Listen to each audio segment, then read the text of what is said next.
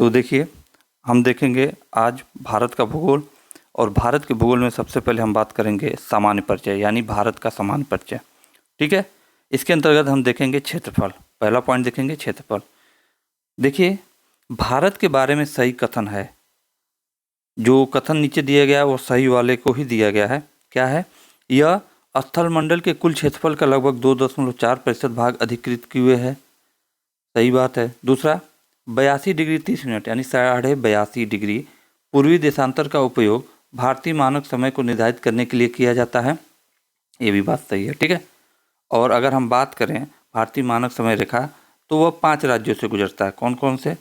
वो गुजरता है उत्तर प्रदेश, मध्य प्रदेश, छत्तीसगढ़, उड़ीसा और आंध्र प्रदेश। तो ये 5 राज्यों से होकर गुजरता है। ठीक है।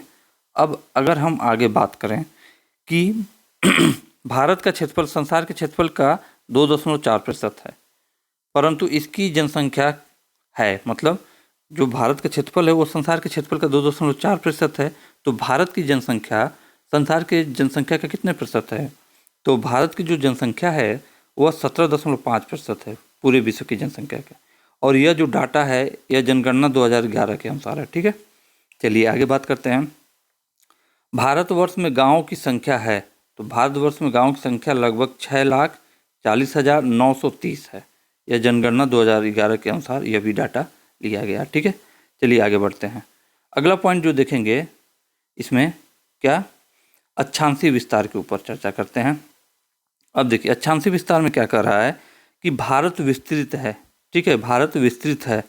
तो जो भारत है वह आपका विस्तृत है। अगर इसको थोड़ा सा इरेज करते हैं, यहाँ पे 8°4' उत्तर से, यह देखिएगा 37°6' उत्तरी अक्षांशों के मध्य। यह देखिए, यह जो लाइन है यहाँ से, यह है आपका 8°4' नॉर्दर्न लाइन।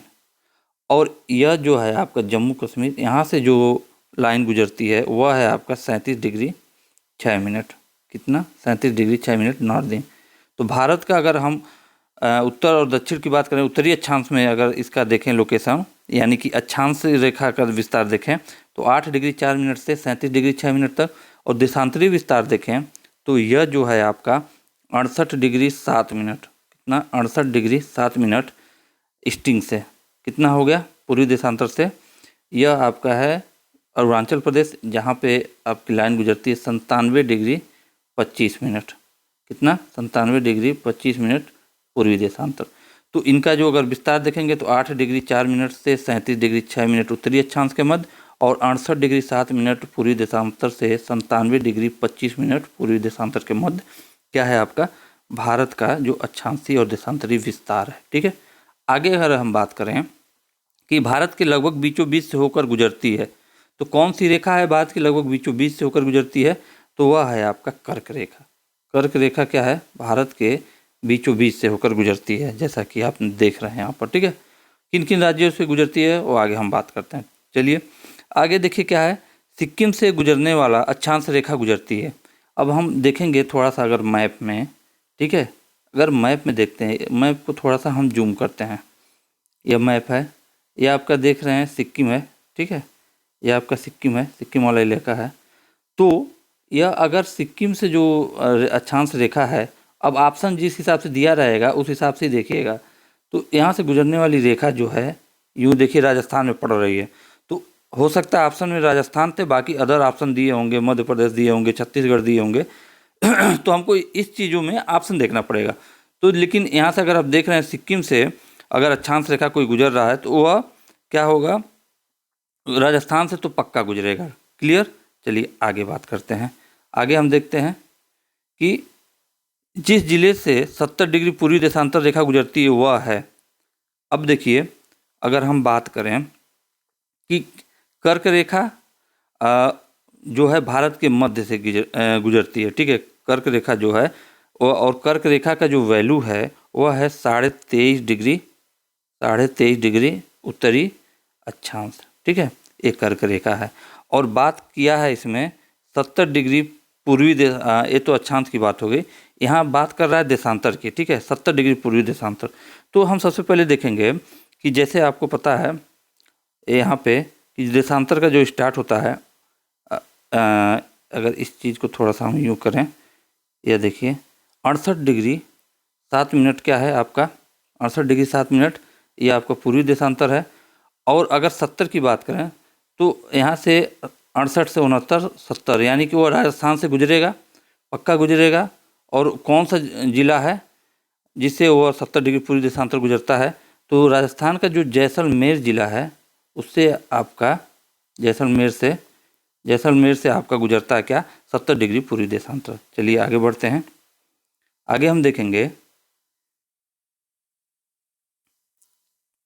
सत्य कथन है औरंगाबाद का अक्षांश वडोदरा व पुणे के अक्षांशों के बीच है।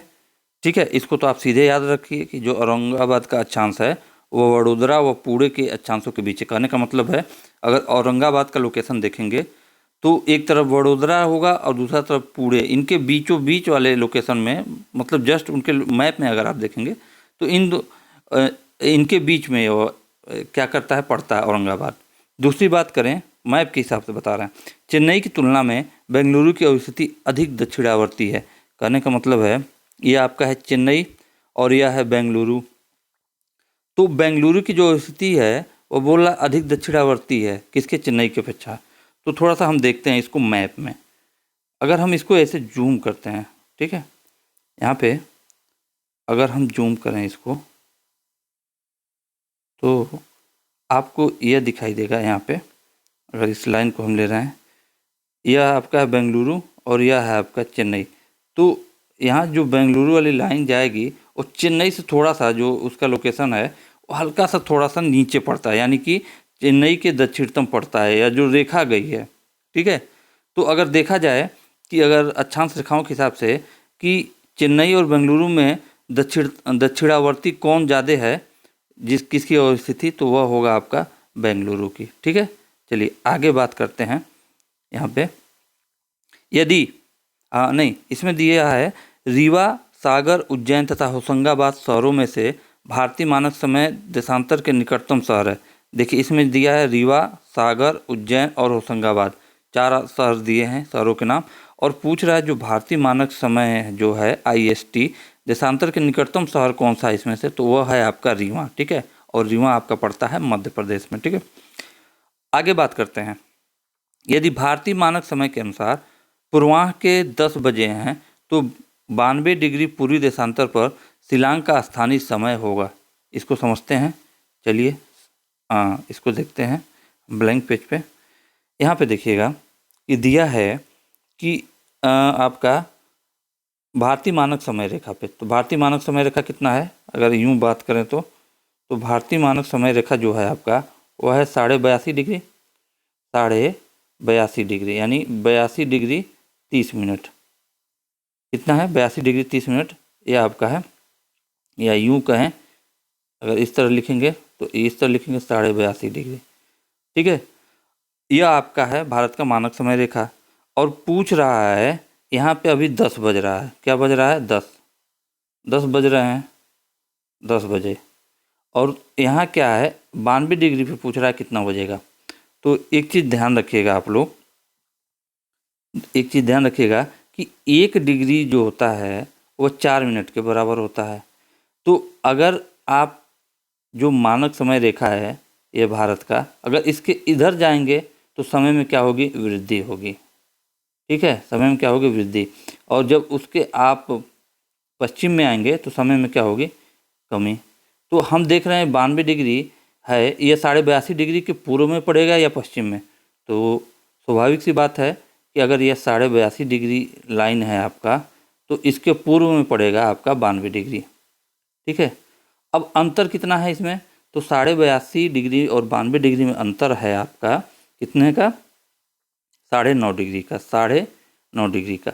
और 1 डिग्री में 4 मिनट, यानी 1 डिग्री अगर 10 डिग्री से 11 डिग्री पे जाएंगे और 10 डिग्री पे समय बज रहा है शाम के 5, तो 11 डिग्री पे उसी समय हो रहा होगा 5:04। अब अंतर पड़ रहा है 9 डिग्री, यानी कि 9.5 डिग्री। तो 9 डिग्री में अगर हम मिनट बात करें तो हो जाएगा 36 मिनट। अब प्लस आधा डिग्री में, तो 1 डिग्री में तो होता है 4 मिनट, आधा डिग्री में हो जाएगा 2 मिनट। तो टोटल अंतर कितना हो जाएगा, 38 मिनट। अब देखिए जो मानक समय रेखा है उस पर बज रहा है 10, और जब 92 डिग्री पे जाएंगे तो 38 मिनट और बढ़ रहा है, तो वहाँ बच जाएगा समय आपका 10:38। तो देखिए यहाँ पे जो लिखा हुआ है कि यदि भारतीय मानक समय के अनुसार पूर्वाह्न के 10 बजे हैं तो 92 डिग्री पूर्वी देशांतर पर श्रीलंका का स्थानीय समय क्या हो जाएगा, 10:38। ठीक है, चलिए अब आगे हम बात करते हैं। तो यहाँ से हम देखेंगे यहाँ से कि यदि भारतीय मानक समय यामोत्तर पर मध्याह्न है, तो भारतीय मानक समय यामोत्तर मतलब समझिए 82.5 डिग्री की बात कर रहा है, यानी यह बात कर रहा है 82.5 डिग्री की।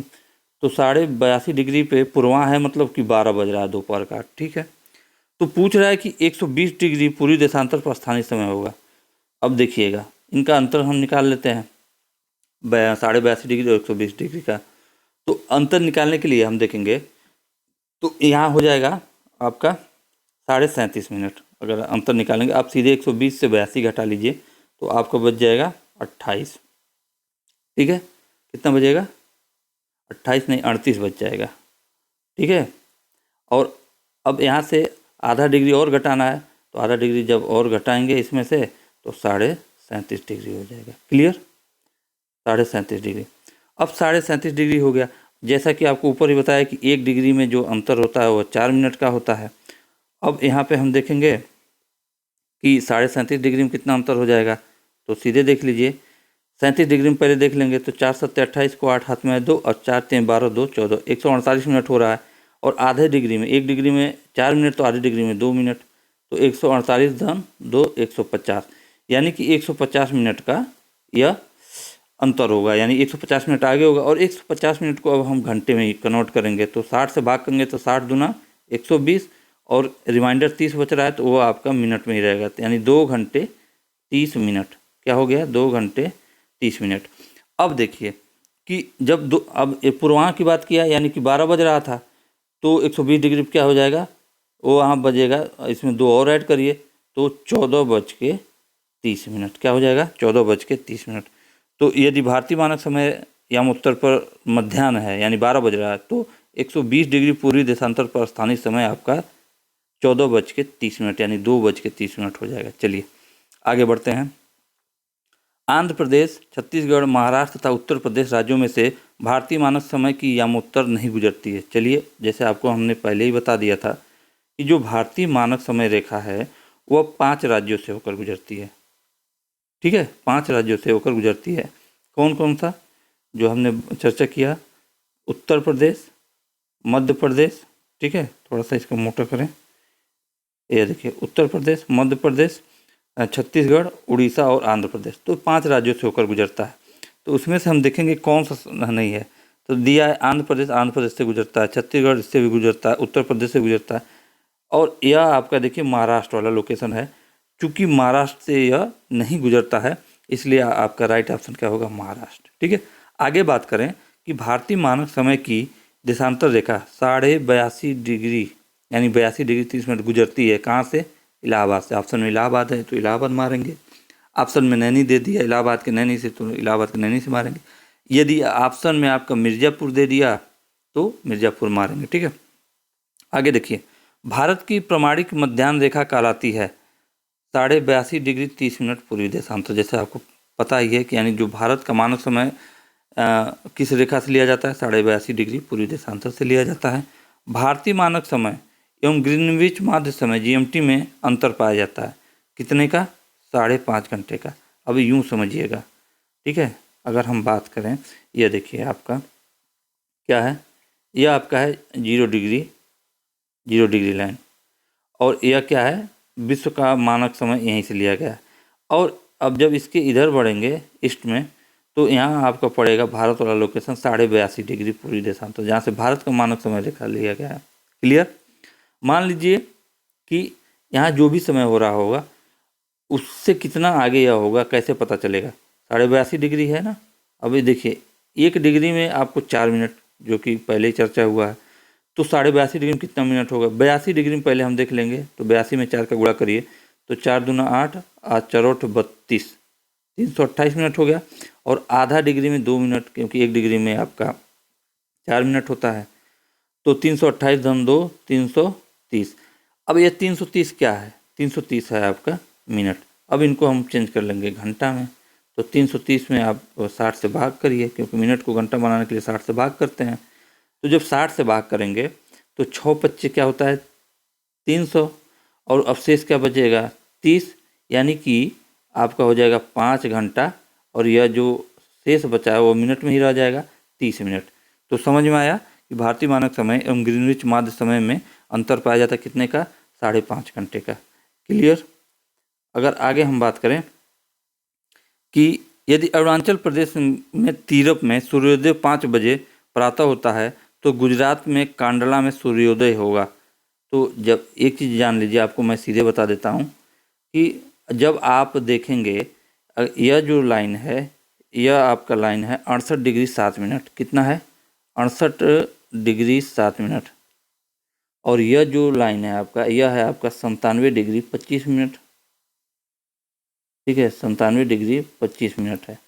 अब इनके बीच अगर हम देशांतरी अंतर देखें, तो अगर इन देशांतरी अंतरों को निकाल के, ठीक है, देशांतरी अंतरों को निकाल के अगर आप मिनट में बदलेंगे घंटों में, तो लगभग 2 घंटे आते हैं। क्लियर? तो कहने का मतलब है कि इधर जो समय होगा ज़्यादा होगा, इधर समय कम होगा। कहने सिंपल सा फंडा है कि यदि यहाँ पर सूर्योदय 5 बजे होगा तो यह 2 घंटे आगे है, तो यहाँ सूर्योदय कितने बजे होगा? तो यहाँ सूर्योदय आपका 7 बजे होगा। ठीक है, कितने बजे?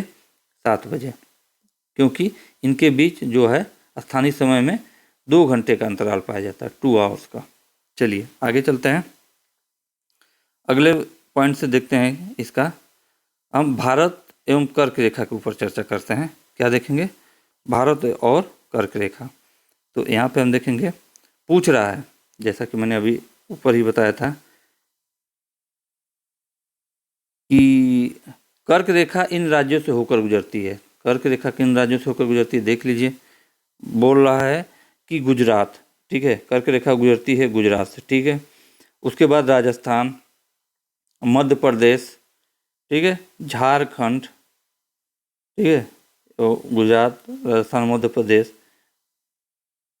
झारखंड। उसके बाद है आपका पश्चिम बंगाल, देखिए यहाँ जो कि वेस्ट बंगाल है। उसके बाद आपका चला जाता है त्रिपुरा, ये वाले हिस्सा में, और उसके बाद चला जाता है यह मिजोरम। तो यह भारत के 8 राज्यों से गुजरता है। कौन कौन से? गुजरात, राजस्थान, मध्य प्रदेश, फिर उसके बाद छत्तीसगढ़, झारखंड, मतलब छत्तीसगढ़ पहले कर लीजिए या बाद में कर लीजिए, उससे कोई दिक्कत नहीं है। आपका झारखंड, पश्चिम बंगाल, और 7वां आपका है त्रिपुरा, 8वां है आपका मिजोरम। ठीक है, यह पॉइंट आप लोग ध्यान रखिएगा। अच्छा, दूसरी बात आप लोग ध्यान रखिएगा, अगर क्वेश्चन एग्जाम में आ गया कि कौन से ऐसे स्टेट्स हैं जहाँ से भारतीय मानक समय रेखा और कर्क रेखा दोनों गुजरती है, तो आपको हमने बताया था कि जो भारतीय मानक समय रेखा है वो कहाँ से गुजरती है? आपका उत्तर प्रदेश, मध्य प्रदेश, छत्तीसगढ़, उड़ीसा और आंध्र प्रदेश से। तो अगर हम इसमें देखेंगे तो कौन कौन सा स्टेट कॉमन होगा? मध्य प्रदेश, यानी कि कॉमन में आ रहा है एमपी मध्य प्रदेश और सीजी छत्तीसगढ़। ये 2 स्टेट क्या है ऐसे हैं जिससे कर्क रेखा भी गुजरती है और भारतीय मानक समय रेखा भी क्या गुजरती है? मानक समय रेखा भी गुजरती है। क्लियर? चलिए आगे देखते हैं, भारत में कर्क रेखा कितने राज्यों से गुजरती है? ऊपर ही चर्चा होगी, 8 राज्यों से।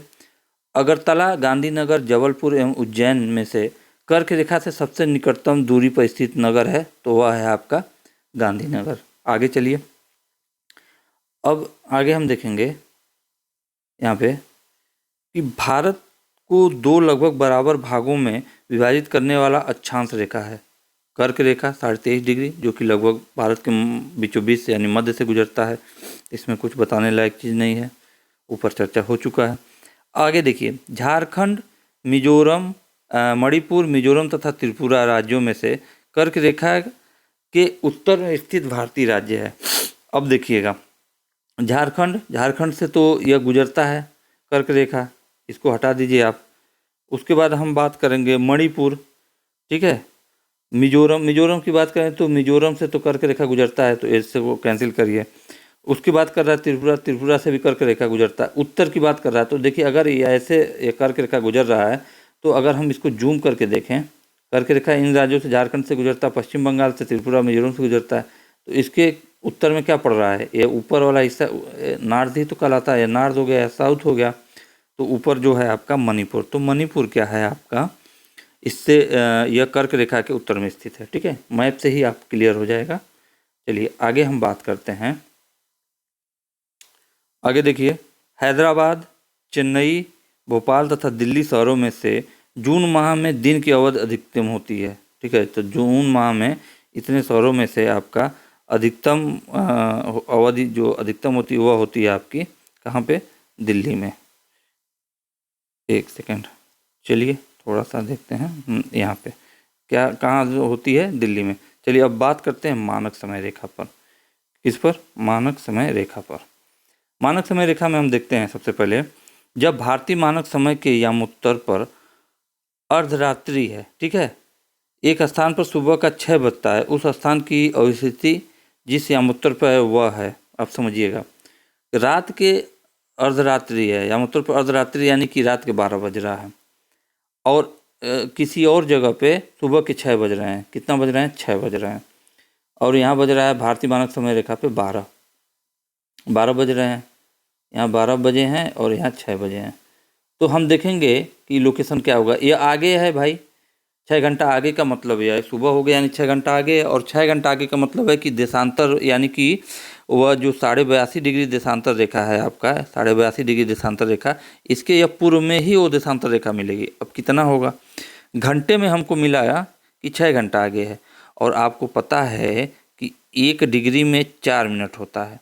क्लियर, या यूँ कह सकते हैं कि आपका अगर इसको हम घंटे में बनाते हैं 4 मिनट को, तो 15 का गुणा करेंगे यानी क्या हो जाएगा, 60 मिनट, और 60 मिनट मतलब 1 घंटा। ठीक है, तो 1 घंटा, तो इधर भी 15 का गुणा करेंगे, तो यानी कि अगर हम बात करें कि अगर 1 डिग्री में 4 मिनट का अंतर होता है, तो 15 डिग्री में आपका 1 घंटे का अंतर होगा, और अंतर हो रहा है 6 घंटे का।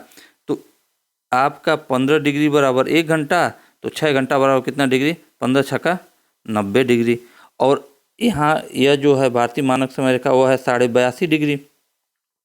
अब इसमें क्या करेंगे, 90 डिग्री और ऐड कर देंगे, ऐड करें 2, 9, 8, 17, 172 डिग्री, और आधा डिग्री यानी कि मिनट में 30 मिनट। ठीक है, क्या हो गया, 172 डिग्री 30 मिनट जो उसका लोकेशन होगा। बात समझ में आया कैसे हुआ। आगे चलते हैं, आगे हम देखेंगे कि अगर वो पीछे की बात करता, ठीक है, तो हम क्या करते हैं, उसमें से घटा देते हैं। यहाँ पे गुजरात के सबसे पश्चिमी गांव और अरुणाचल प्रदेश के सबसे पूर्वी छोर पर स्थित वालांग के समय में कितने घंटों का अंतराल है। जैसा आपको हमने बताया ही है ऊपर, भारत का जो सबसे पश्चिमी बिंदु है और भारत का सबसे जो पूर्वी बिंदु है, ठीक है, भारत के सबसे आपका, एक सेकेंड इसको थोड़ा सा जूम करते हैं,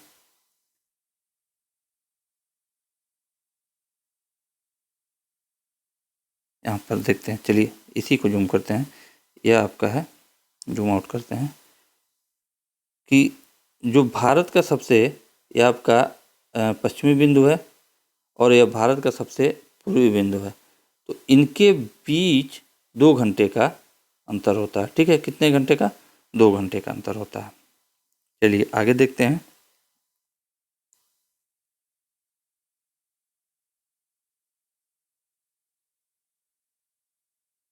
थोड़ा सा सेटिंग में कुछ गड़बड़ हो गया था, चलिए अभी ये सही हो गया। आगे हम देखेंगे, यहाँ देख लिए, ठीक है, 2 घंटे का अंतर होता है। अब हम देखेंगे अगला, देखिए पॉइंट क्या कर रहा है कि म्यांमार से उभयनिष्ठ सीमा नहीं बनती है, म्यांमार से, क्लियर, बोल रहा है कि म्यांमार से उभयनिष्ठ सीमा नहीं बनती। तो इसमें हम देखेंगे सबसे पहले, थोड़ा सा इस मैप को हम जूम करते हैं। यह आपका है म्यांमार, बर्मा, जिसको पूर्व नाम बर्मा था। अगर हम सीमा की बात करें तो देखिए, इससे मिजोरम से सीमा बनाता है, मणिपुर से बनाएगा, नागालैंड से बनाएगा, अरुणाचल प्रदेश से बनाएगा। ठीक है, बात करें असम से तो ये सीमा नहीं बना रहा है, बात करें मेघालय से सीमा नहीं बना रहा है, तो ऑप्शन जिस हिसाब से दिया रहेगा उस हिसाब से हम टिक करेंगे। तो बोल रहा है कि म्यांमार से वैनिश सीमा नहीं, यानी म्यांमार को टच नहीं करता। कौन है? असम। देख लीजिए, ये असम की बाउंड्री है, कहीं भी आप देख सकते हैं कि ये म्यांमार को टच नहीं कर रहा। चलिए आगे देखते हैं। आगे देखेंगे कि नेपाल के पड़ोसी भारतीय यहाँ पाकिस्तान से सीमा बनाने वाले भारतीय राज्य। तो पाकिस्तान से सीमा बनाने वाले जो भारतीय राज्य हैं, अब इसमें थोड़ा सा चेंजिंग है, यह पुराना डाटा है हल्का सा।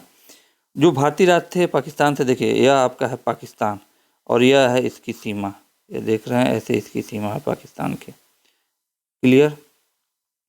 तो यह इसकी सीमा आपका गुजरात से लगता था, राजस्थान से, पंजाब से और जम्मू कश्मीर, 4 राज्यों से लगता था। लेकिन जब से जम्मू कश्मीर का क्या हो गया, विखंडन हो गया, जम्मू कश्मीर और लद्दाख 2 केंद्र शासित प्रदेश बन गए, तब से वह सिर्फ गुजरात, राजस्थान और पंजाब 3 राज्यों से लगता है और 2 केंद्र शासित प्रदेशों को टच करता है। किसको किसको?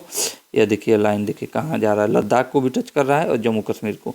तो अब जो है वह जम्मू कश्मीर यह आपका हो गया यूनियन टेरिटरी, और उसी के बाद यह लद्दाख, यानी कि अब यह 5 यानी 3 राज्य और 2 केंद्र शासित प्रदेश को टच करता है। चलिए आगे देखते हैं कि नेपाल के पड़ोसी भारतीय राज्य हैं कौन कौन से हैं।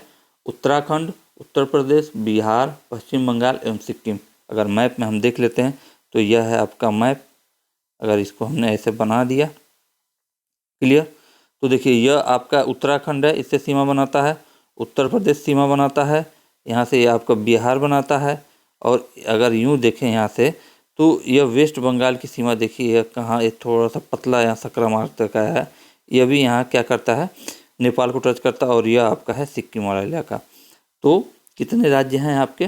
5 राज्य हैं। कौन कौन से? उत्तराखंड, उत्तर प्रदेश, बिहार, पश्चिम बंगाल एवं सिक्किम। चलिए आगे बढ़ते हैं। आगे देखिए क्या कर रहा है कि भारत के साथ सबसे लंबी स्थलीय सीमा कौन बनाता है? बांग्लादेश की। ठीक है, जो भारत के साथ सबसे लंबी स्थलीय सीमा है वो आपका है बांग्लादेश की। यहाँ पे अगर आप मैप में देखना चाहेंगे तो ये देखिए आपका है बांग्लादेश, और देखिए यहाँ पे यह है आपका, यूं देख सकते हैं कि यह सबसे ज़्यादा लंबी सीमा यह बांग्लादेश ही बनाती है। आगे बात करेंगे कि असम, नागालैंड, मेघालय, मिजोरम राज्यों में से बांग्लादेश से अपनी सीमा नहीं बनाने वाला भारतीय राज्य कौन कौन सा है। तो जो 5 राज्य दिए गए हैं उनके ऊपर हम देखते हैं। यह आपको बांग्लादेश की सीमा दिख रही है। अगर हम बात करेंगे इन राज्यों के ऊपर तो देखिए सबसे पहले बात किया है असम। ठीक है, असम जो है, असम की बाउंड्री अगर यूँ देखें तो यह किसको टच कर रही है? बांग्लादेश को टच कर रही है, यानी कि असम तो नहीं होगा। दूसरा है आपका नागालैंड। नागालैंड का अगर लोकेशन देखें यह यूँ है, और नागालैंड कहीं भी आपका बांग्लादेश को टच नहीं कर रहा है, इसलिए आपका राइट ऑप्शन क्या हो जाएगा? नागालैंड। क्लियर? मेघालय को अगर देखना होगा तो मेघालय देखिए ये तो पूरा टच हो रहा है।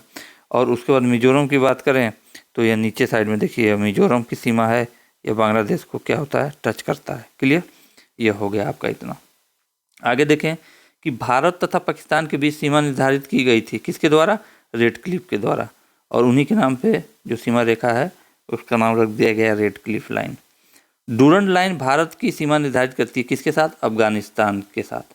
लेकिन प्रेजेंट में वो पीओके में है, पाक ऑक्यूपाइड कश्मीर में है, तो हम यूँ कह सकते हैं डूरंड लाइन प्रेजेंट में पाकिस्तान और अफगानिस्तान के मध्य है। भारत तथा पाकिस्तान के मध्य सीमा रेखा का एक उदाहरण है, वह है आपका पूर्ववर्ती सीमा का। ठीक है, भारत और चीन की उत्तरी पूर्वी सीमा का सीमांकन करने वाली रेखा का क्या नाम है? मैकमोहन रेखा। भारत श्रीलंका से अलग होता है किसके द्वारा? पाक जल डमरू मध्य द्वारा। चलिए इसको अगर हम देखना चाहें मैप में तो आप मैप में देख सकते हैं। यहाँ पे यह आपका है भारत, ठीक है, और यह आपका है श्रीलंका, और इन्हीं के मध्य ये देखिए एक जल डमरू मध्य आता है, यानी पाक स्टेट। यह है आपका भारत और श्रीलंका को अलग करता है। आगे देखिए नेपाल, भूटान एवं चीन की सीमाओं से मिलने वाला भारतीय राज्य है सिक्किम। अब देख लेते हैं मैप में ही, यह आपका है सिक्किम। ठीक है, यह सीमा देखिए यहाँ नेपाल की तो सीमा लगी रही है, यह आपके यहाँ से भूटान की सीमा लग रही है, और ऊपर के हिसाब से देखेंगे तो ऊपर से आपका चाइना का यहाँ बॉर्डर लग रहा है। ठीक है, तो 3 तरफ से क्या है, यह घिरा हुआ है, किससे किससे, नेपाल से, भूटान से और चीन की सीमाओं से इसका जो सीमा है मिलता है। आगे देखें, 3 तरफ से अंतर्राष्ट्रीय सीमाओं यानी बांग्लादेश से घिरा भारतीय राज्य है त्रिपुरा। अगर हम यहाँ देख लें, ये देखिए यही आपका त्रिपुरा है, त्रिपुरा है। अभी देखिए अगर बांग्लादेश की बात करें तो यह बांग्लादेश की जो लाइन है आपकी, यह आपका बांग्लादेश का बॉर्डर है यूँ, ये देखिए नीचे ऐसे यूँ गया है, ये आपका बांग्लादेश का बॉर्डर है। ठीक, तो ये 3 तरफ से कहाँ घिरा हुआ है, बांग्लादेश से। तो त्रिपुरा एक ऐसा राज्य है भारत का जो 3 तरफ से घिरा हुआ है बांग्लादेश से। चलिए आगे हम देखेंगे, इसमें दूरस्थ बिंदु के ऊपर चर्चा करते हैं। ठीक है, भारत का सुदूरस्थ दक्षिणी बिंदु कौन सा है, यानी सबसे दक्षिणतम बिंदु पूछे तो वह कौन सा है, तो वह है आपका इंदिरा पॉइंट। इंदिरा पॉइंट की बात करें तो उसका लोकेशन यहाँ पर है। ठीक है, अंडमान और निकोबार द्वीप समूह में है, और उसमें भी कहाँ पे है, निकोबार द्वीप समूह में, और निकोबार द्वीप समूह में भी कहाँ पे है, जो भारत का दक्षिणतम बिंदु स्थित है वह है बड़ा निकोबार यानी ग्रेट निकोबार पे। तो भारत का जो दक्षिणतम बिंदु इंदिरा पॉइंट है वह ग्रेट निकोबार पे स्थित है। भारत के राज्यों में सबसे पूर्वी और सबसे पश्चिमी राज्य को इंगित करता है। तो सबसे पूर्वी राज्य यही है, आप देख सकते हैं अरुणाचल प्रदेश, और सबसे पश्चिमी राज्य की बात करें तो देखिए यही पड़ रहा है सबसे पश्चिम में। ठीक है, इसके इस लाइन से और कोई टच नहीं हो रहा है, गुजरात। ठीक है, तो भारत का सबसे पूर्वी और सबसे पश्चिमी राज्य है अरुणाचल प्रदेश और गुजरात। भारत का सुदूर पश्चिमी बिंदु है, यानी कि सबसे पश्चिमी बिंदु कौन सा है, दूरस्थ पश्चिमी बिंदु, वह है 68 डिग्री 7 मिनट पूर्वी देशांतर, क्योंकि यहीं से तो शुरुआत ही होता है। और यह है आपका, इसको हम बोलते हैं गौर माता, या इसी को हम बोलते हैं गुहार मोती। कहीं कहीं किताबों में आपको गुहार मोती देखने को मिलेगा, गौर माता या गुहार मोती, जो कि गुजरात में है। यह हो गया आपका। चलिए आगे अगर हम इसमें बात करें तो सीमावर्ती देश के बारे में बात कर लेते हैं। सत्य कथन देखिए दे रहा है कि सत्य कथन है, ये कथन सत्य ही है, असम, भूटान तथा बांग्लादेश की सीमाओं से लगा हुआ है। ठीक है, असम जो है भूटान और बांग्लादेश की सीमाओं से लगा हुआ है, बात सही है, असम। ठीक है, आपका यह है असम है, और यह देखिए यहाँ पे भूटान है। अगर हम थोड़ा सा इरेज करते हैं तो आप देख सकते हैं अच्छे से, यह आपका असम वाला लोकेशन है। ठीक है, और ये ऊपर आपका भूटान और नीचे है आपका बांग्लादेश। तो असम जो है भूटान तथा बांग्लादेश की सीमाओं से लगा हुआ है, सत्य बात है। पश्चिम बंगाल भूटान तथा नेपाल की सीमाओं से लगा हुआ है। आपको पता है पश्चिम बंगाल जो यहाँ पे है वो नेपाल के उससे यहाँ से टच कर रहा था, और पश्चिम बंगाल तो आप देख ही सकते हैं, या वेस्ट बंगाल जो है बांग्लादेश को तो टच ही करता है, इसमें कुछ कोई शक है ही नहीं। पश्चिम बंगाल भूटान तथा नेपाल की सीमाओं से लगा हुआ है। ठीक है, बांग्लादेश की बात नहीं किया, नेपाल कहा है। तो नेपाल से लगा हुआ है पश्चिम बंगाल, और भूटान की सीमाओं से लगा हुआ है। ठीक है, आगे देखते हैं मिजोरम बांग्लादेश तथा म्यांमार की सीमाओं से लगा हुआ है। जो मिजोरम है, मिजोरम को पहले देख लीजिए, यह आपका है मिजोरम। बांग्लादेश, भाई बांग्लादेश से यूँ बाउंड्री है तो बांग्लादेश तो टच कर ही रहा है, और म्यांमार, इधर पूरा इलाका आपका म्यांमार का है तो म्यांमार को भी टच कर रहा है। तो जो आपका यहाँ पे कह रहा है कि मिजोरम बांग्लादेश तथा म्यांमार की सीमाओं से लगा हुआ है, ये भी कथन सत्य है। आगे बात करते हैं, मेघालय, त्रिपुरा, मणिपुर तथा मिजोरम राज्यों में से वह राज्य है जिसका सीमा बांग्लादेश से नहीं लगता है। देखिए ऊपर आपके राज्य दे दिए हैं, और उसमें से दे रहा है कौन से राज्य की सीमा बांग्लादेश से नहीं लगता है। अगर यूँ हमने बांग्लादेश की सीमा को निर्धारित दिखा रहा हूँ आपको, अगर यूँ तो देखिए मेघालय की सीमा तो बांग्लादेश से लग रहा है, तो यानी यह नहीं होगा। थोड़ा सा और इसको हम जूम कर दें, मेघालय तो कट गया आपका। ठीक है, भूटान के साथ नहीं, यहाँ या बांग्लादेश के सीमा से लगे, अच्छा यह हाँ, मेघालय, त्रिपुरा, मणिपुर तथा मिजोरम राज्यों में से वह राज्य जिसका सीमा बांग्लादेश से नहीं लगता है। मेघालय का लगता है। त्रिपुरा को हम देखेंगे तो त्रिपुरा भी लग रहा है बांग्लादेश से। फिर हम बात करेंगे मणिपुर की, तो हम देखेंगे मणिपुर की लोकेशन यह है, और ये कहीं भी बांग्लादेश को टच नहीं करता। अगर बात करें म्यांमार को तो टच करता है, लेकिन बांग्लादेश को नहीं टच करता, इसलिए आपका राइट ऑप्शन क्या होगा, मणिपुर। ठीक है, क्या होगा, मणिपुर। और मिजोरम की बात करें तो मिजोरम तो यूँ सीधे आपको दिखाई दे रहा है कि टच कर रहा है बांग्लादेश को। चलिए आगे हम बात करेंगे कि इसमें बांग्लादेश की सीमा से लगे भारत के राज्य हैं, तो देख सकते हैं बांग्लादेश से लगे भारत के राज्य जो हैं आपके कौन कौन से हैं। अगर हम बात करें मेघालय को, देखिए लिखा है मेघालय, तो ये आपको तो टच करता ही है। उसके बाद लिखा है असम, असम भी टच करता है बांग्लादेश को इस वाले पॉइंट पे। उसके बाद है आपका पश्चिम बंगाल, ये भी टच करता है।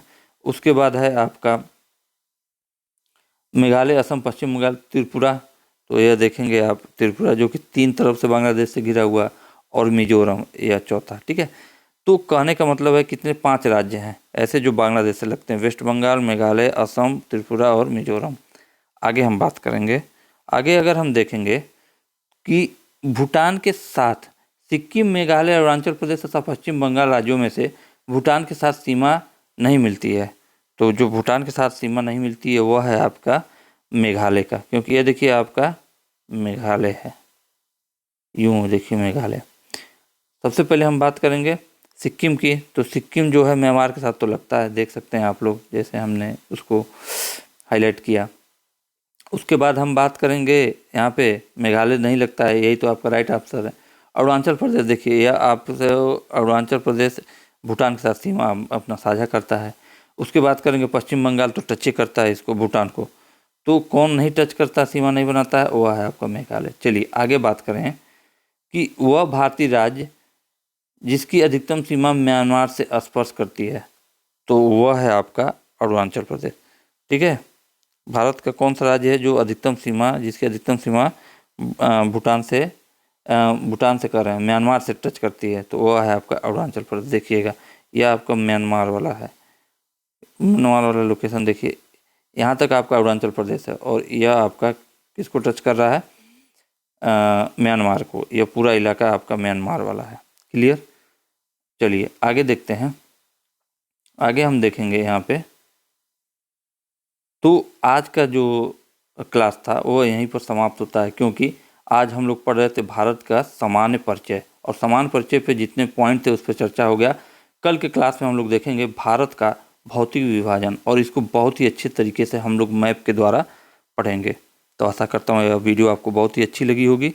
कल फिर मिलते हैं अगले वीडियो में, तब तक के लिए जय हिंद, जय भारत।